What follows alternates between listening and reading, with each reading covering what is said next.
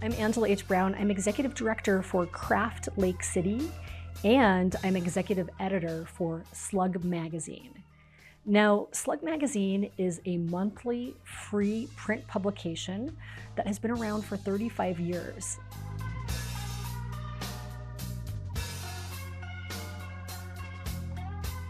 Of course, we also have an online presence through slugmag.com. We have a bi-weekly podcast called Slug Soundwaves, and then we have a whole event arm where we produce local monthly events. So SLUG is an acronym. It stands for Salt Lake Underground. And when it was started 35 years ago, the reason why SLUG became into existence was to support the local music scene. The individual who founded Slug Magazine, J.R. Rupel, could not get any positive press about his local band. And so he started his own publication. And that is really our roots, is covering local music. Of course, now that it's 35 years old, we've gone through a lot of changes. I myself am the third publisher and executive editor of SLUG, and I am also the longest running publisher at 23 years.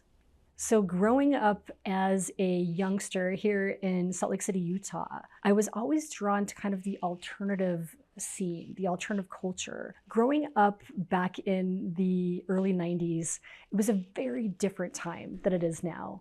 This is pre-internet, pre-cell phones, and there wasn't very much happening in town. And as a youngster, there weren't a lot of activities to do.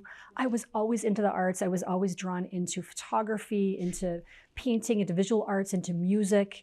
And those things just really kind of spoke to my soul. But simultaneously, I also really enjoyed writing and poetry. And so I knew that the arts was kind of a direction I wanted to go in. And simultaneously, as a young preteen, growing up in a very conservative household and a very conservative city, I always knew there was something more. And that is when one day my cousins came home and he brought a Slug magazine. And I opened it up and I was just kind of exposed to this different world.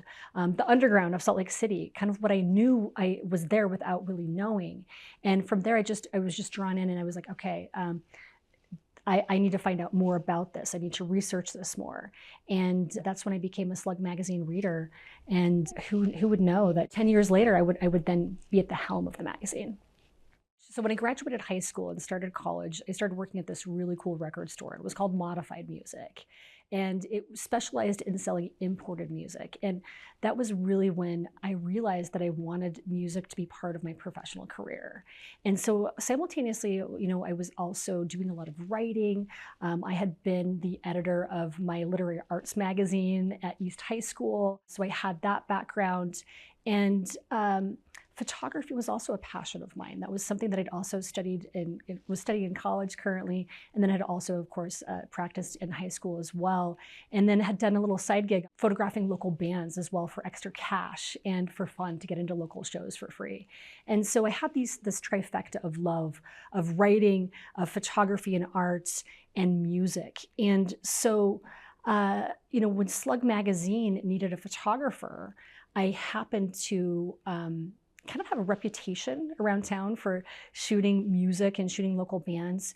And at that time, I'd moved on to another music retail store called Salt City CDs. This is back in the time when record stores were really this bastion of community, where people of all different walks of life would congregate at record stores on the weekend and hang out and drink coffee and discover new music. And the publisher at that time, the second owner, Gianni Ellefson, would come into Salt City CDs. And I got to know him a little bit, and he kind of got to know me, and I had this reputation of being a photographer. And then he found out that I could also write. And so we really connected, and he hired me to shoot a cover for a Slug. And that's when I first got to know Gianni. And then a few months later, he offered me a position as managing editor. And so then I accepted and immediately started working for him as well, and worked for him for about 2 years. And then I finally got the call to get the heck out of Salt Lake City. Now, one thing that I'd been working on as a youngster was trying to figure out how I could leave Salt Lake. Again, Salt Lake City was a very different place than it is now. There weren't all of the opportunities, all of the really exciting events. I mean, it really just felt like a very, very conservative wasteland. And I didn't want to waste my youth here. And so I really was looking towards San Francisco, New York, all of these other bigger cities that had more of the amenities that I wanted, had more diversity, had more of an art and culture scene, and just had really a city that where I thought at that time more aligned with my values. And so one of the trajectories I was working on was to move out of state by the means of getting promoted. I was working for this really incredible distribution company called Universal Music and Video Distribution, and they were a distribution company for several dozen record labels. And so I was what was called a college rep. And so I would represent all of the record labels here in the Salt Lake City market. When the bands would come through, I'd meet with them, tell them how their sales were doing. And so my plan was like, okay, I'm going to get this promotion. I'm going to get in the door at the record company. They're going to see that I'm an incredible photographer and I'm going to be a label photographer. And I can get to New York or San Francisco, So that was my plan. So I was working at the record store, working for Universal Music and Video Distribution as their college rep, and then working at Slug and going to college at the same time, right? Because I had to pay for college, had to pay for my expenses. And I finally got the call. I got the call from Universal. I had just graduated with my 2-year degree at Salt Lake Community College. And they were like, all right, Angela, let's promote you. You can move out here in 2 months. We're going to give you this position out in San Francisco at the headquarters.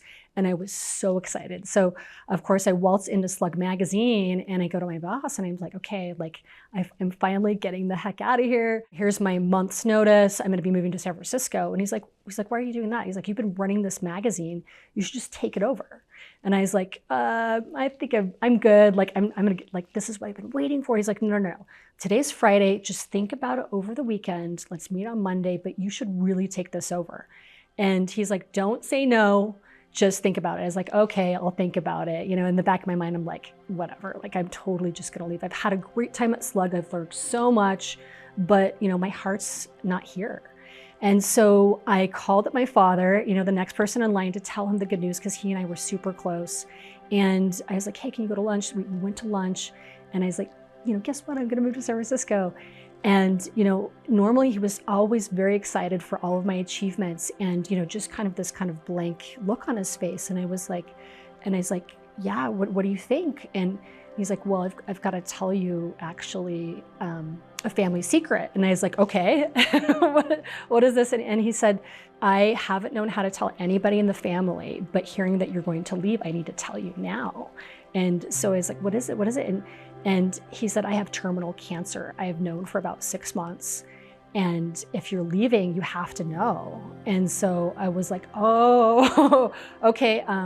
Not moving to San Francisco, gonna stay here, take over the magazine, spend, our time together. And so at that moment, that's when I made the commitment to Salt Lake City. And I said, okay, I'm not moving away. I'm gonna stay here and I'm going to make this the city that I wanna live in. I really wanna live in a big city. If Salt Lake City is not that city, I'm gonna work hard and make Salt Lake City that big city. And so I stayed, and best decision I ever made was able to help transition my father onto the next phase. He was around for about another 6 months after that, which was wonderful.